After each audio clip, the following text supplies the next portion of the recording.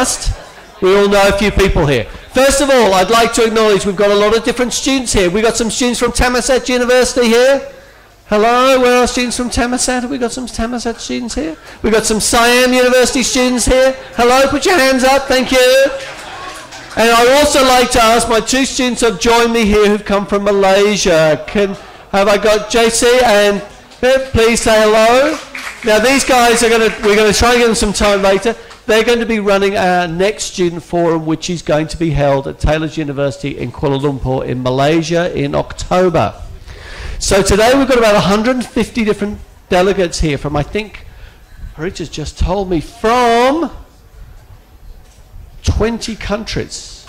That's pretty good going. 57 different organisations. And what I'm pleased to see is there's so many people from the media here as well. And why should we be focused on youth? Well, a few weeks ago, I was at an international education conference in Hong Kong.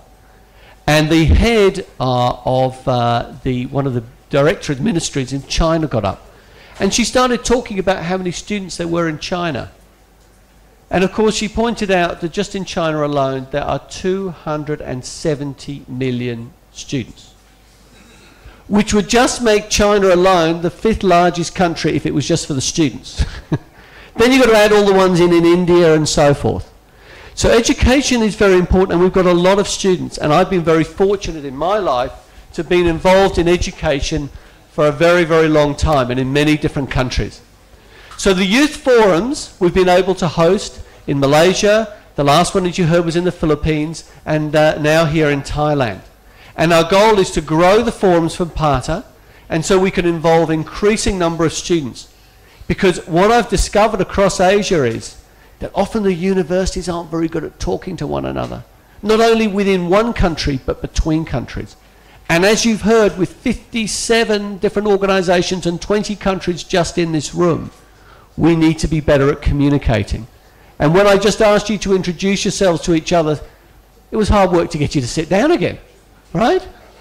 So this is where we're going to be building and what we're going to be doing as we're going forward. Now, I stand between you and lunch, which is never a good place to stand. All right? So I'm going to try and be a little bit, hopefully, thought-provoking, hopefully a tad entertaining, and I may upset somebody. I upset a student last week. She cried at the end of my presentation. She said, I'm not going to have a job, am I? There's going to be no jobs in tourism left. I said, it's not that bad. All right? I upset a guy in India. He started heckling me from the front row. He turned out to be the senior vice president of a rather large hotel chain there. So I'm going to praise some of the industry. I'm going to damn some of the industry. Now, I've been very lucky because I've been involved in working. I then got involved in education. And then my last job before I moved to Malaysia last year meant I travelled a lot. And so I got to see all those hotels and front desks from another perspective. I travelled about 140 nights a year. And so I went from the man who worked in the hotel behind the desk to the man teaching about the front desk to suddenly being the poor traveller who is now standing in front of that front desk. So I've seen the world from a few different perspectives. And thanks to the wonder of Google Images, thank you, Mr. Google, I'm going to share a lot of different things today about what's been going on. And what I'm interested a little bit about is innovation. And that was why we themed what we've done today about innovation. Because so much is changing, and for students to understand what they're going into. Someone's already spoken about just how ancient I'm now getting. And I've got 2 kids who like to make sure they remind me of that. My daughter keeps saying to me every so often, Dad, that's so last century. Get over it, you know? Well, that was kind of where I was born. And sometimes it's good to look back to kind of look forward. And I'm interested in this little light bulb, you see? This whole thing, because I think it's a bit of a time for a rethink. You see, I'll never forget my first job having been when I'd been a student. I went on my internship and I'd learned some new things. And I remember going to the hotel and trying these new things. And the manager said, what are you doing? I said, I thought up a new way we could do this. He said, no, no, no. That's not how we do things here. We have a very particular way of doing these things. And we've done it for 100 years that way. We're not going to change. So I thought, Now, I think we need to kind of rethink our service systems. After all, we've got all this technology. How about rethinking some of our hotel designs? Interesting. We need to think about the experiences we're offering. So sometimes I like to say to our students, we need a rethink. Because I think what we may be very good as educators in doing is teaching them about how the industry is now rather than how it's going to kind of be. And that's what I want to look at. And of course, innovation is this thing about having ideas. Of course we want ideas, but you've got to make money out of those ideas too. We heard that. Finding stuff on the internet is great. Trying to work out how to make some money out of it. That's important too. And that requires often this keyword, inspiration. And I don't want to have people's ideas beaten out of them, because it's those new ideas that we need that will be inspiring. Just like Glenn was talking about with events.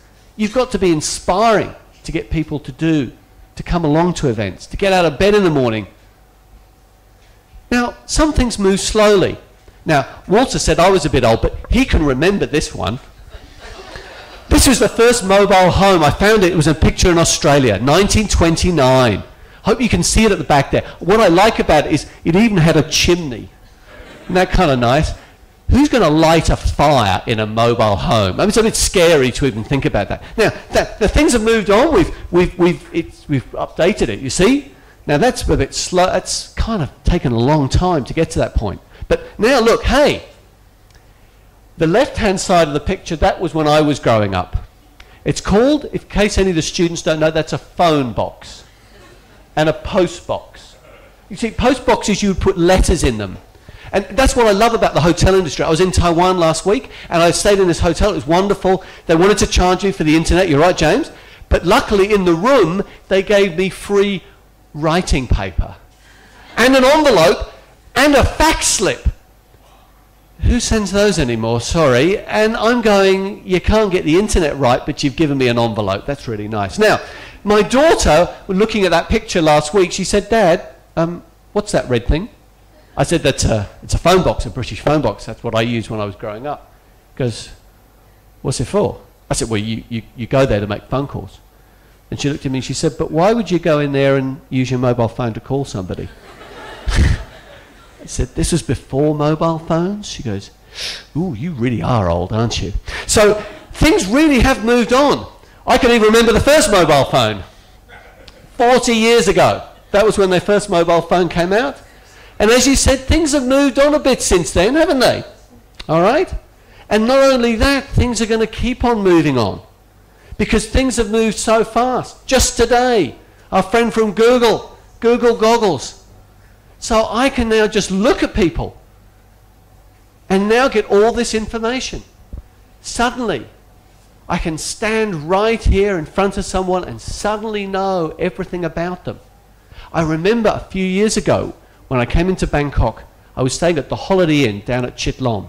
And I walked in the hotel, I walked down, and the lady looked at me and she said, Dr. Hobson. So I said, yes, that's right. She goes, you've come all the way from Australia, I said. Yes, that's right. I was pretty impressed that in this new hotel renovated, one of the first guests through the room, and they knew who I was. I said, that's pretty impressive. How did you know who I was? And she goes, well, to be honest, there's only 2 more people to check in, and you're kind of not Mr. Tamaguchi. So I'm like, fair enough.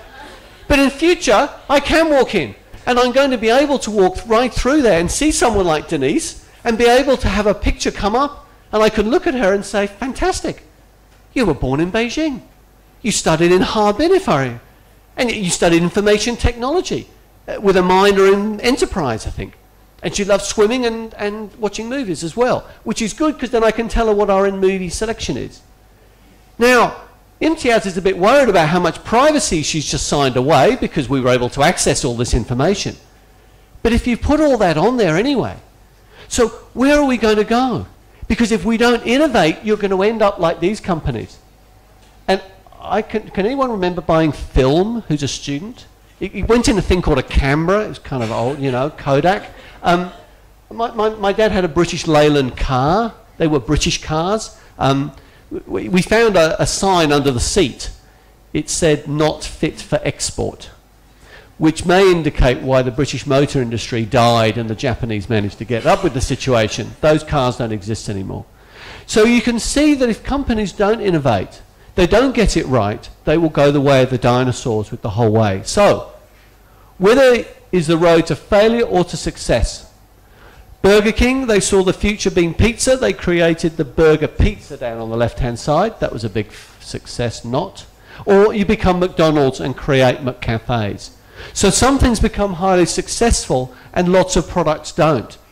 The fashion cafe never took off because people realized they wanted to go out for a good meal, and Hard Rock Cafe worked, Planet Hollywood worked for a while. But who wants to eat with supermodels who kind of don't eat much food? Concept never quite took off, right? So, the definition of innovation, plenty of them I can give you, but what I want to focus on is this one, problem solving. Because if we think about our customers as having a range of problems, and our job as hospitality or tourism people is to come up with solutions. If people are bored with their lives, maybe that's why they're taking the holiday. What we offer is the solution to the rest of their life. They want to get away for a make up with their wife or whatever, maybe we're the romantic location that all that's going to happen in. So if we look at our consumers and think of them as people who've got a lot of problems, and we're there to help. Now things change over time, and I love this presentation because I got this out of John Kodolsky. And as he pointed out, when transport solutions come along and you come up with the right idea for the market, things move very fast, and in Asia things do, and I think these few slides indicate that. He pointed out about 10 years ago there were very few. This is Layer Asia. They went to about 15 places. And from Bangkok here we had about one route. I think it was 1-2 go in those days. A couple of years, that was their entire route network. 2 years later it looked like that. A couple of years later it looked like that. A couple of years after that it looked like that. And 2 years ago it was looking like that. So suddenly when you come up with solutions and there's a market out there, things can move very, very fast. And in Asia that's what we're seeing. So is innovation part of a company culture? Is it part of our education culture? Often it's not. We kind of like teaching same. We're not very good with the but different, as the t-shirts say here. So this company, Virgin Blue, now Virgin Australia, talks about its airlines delivering safe. Yep, that's very important, particularly if you've seen Lion Air recently. Reliable and also innovative. And that company, believe me, has lived up to it, as the Virgin Group has done. Innovate, never imitate. Because that's what they've been about doing. But too often I get told by people in the hospitality industry, we don't like to innovate because people just copy it. Why innovate? There's no point. And then you have to think, well, part of the challenge is, as we've already heard today, it's getting away from the old ideas. Looking at things a different way. You know, each time I get on an aeroplane, you see all the seats. You go, oh, they're all in a row. A bit like a lecture theatre, really. And you think, well, maybe things could be a little bit different. It was like when British Airways, for the first time, they were the first airline to put business class seating in reverse. So some passengers took off flying backwards. Whoa, that was really scary. Think about it for a minute. Trains have lots of seats going backwards. What was the problem? Ever watch the crew on an airplane? Which way do they sit? Backwards. Why? Because it's safer at a crash. Oh, good point. Right. So maybe we should all be sitting forward. So sometimes you've got to think, what do innovators have to think about? Well, we have to think about new customer services, service systems, design, business models, marketing, all the things we've begun to hear about today. And you can innovate across that wide range of things. But often we don't. We just keep doing the same. But as you've been hearing this morning, particularly when it comes to the marketing, and that's why we put this theme together today, things have changed very, very fast. Some companies, like little old Air Asia, a bankrupt airline at one point. Someone got hold of them, Tony Fernandez, and has turned it around. And taken it from not just being low cost, but also innovated to become the first one that went long haul. Oh, he put a big seat in. Wow. Because you see, in the old days, IATA used to control everything with airlines. Even the size of the sandwich had to be a particular size. That's right. Now, what they've said is, look, people want to sleep. They don't need the champagne. No, business class rules say you get a seat, big seat, you have to have champagne and a big meal. That's what you've got to have. Ever actually watch people on an aeroplane? The real business travellers, as soon as they get on the plane, they just want to sleep. They've got work to do the next day. So do I care for the champagne? No. That's the business class meal on AirAsia. It's nothing fancy, but that's not their market. They've realised there's a market of people out there who want to get on the plane and sleep before they move on.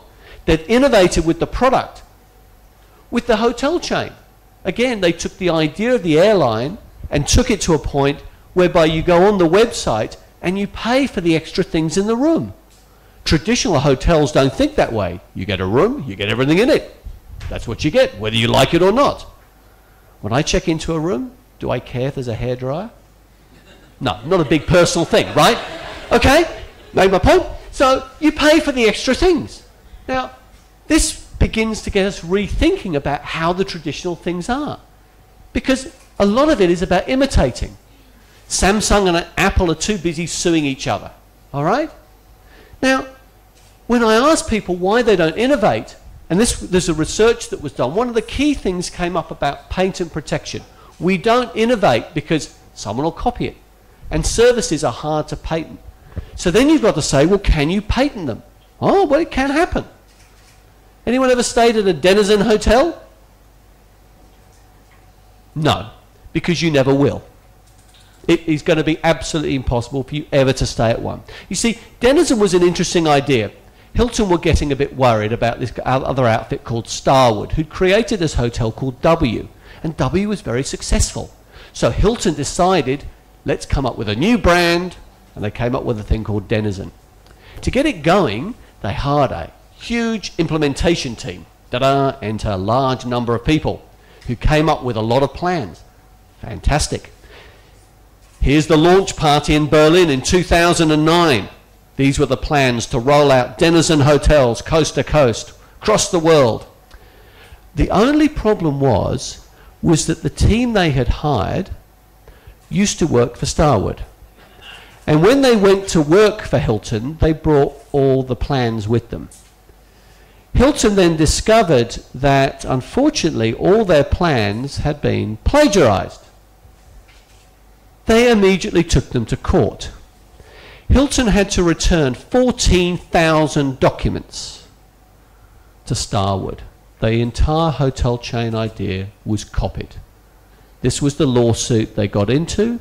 The result of the lawsuit at the end of it was that Hilton had to promise never to launch Denizen. In fact, all its marketing was put under US court supervision for 3 years. It ended just before Christmas Day. It was buried in the media in 2010, just 3 years ago. So suddenly you can protect your ideas and patents. This is a watershed moment in the whole scheme of these things. It goes on. What's in a seat? Virgin, that innovative company, that's what they call the herringbone seat.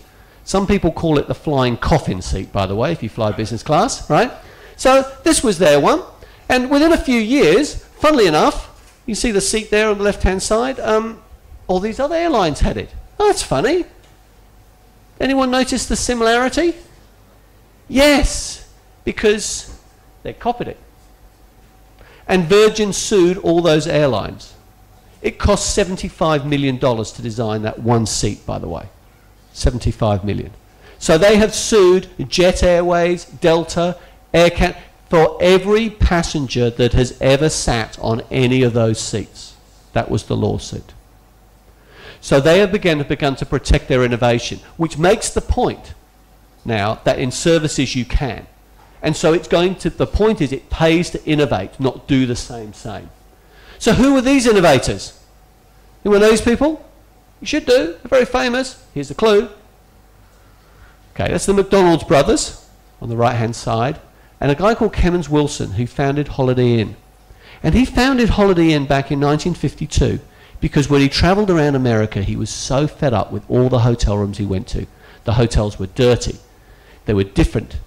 They weren't particularly, cleanliness was a problem. You never quite knew what you were going to get. So he came up with the idea of a standard hotel room. Aha! The idea worked. Well, of course it would do. The trouble is the rest of the hotel industry cottoned onto the whole thing, and what we've now managed to do is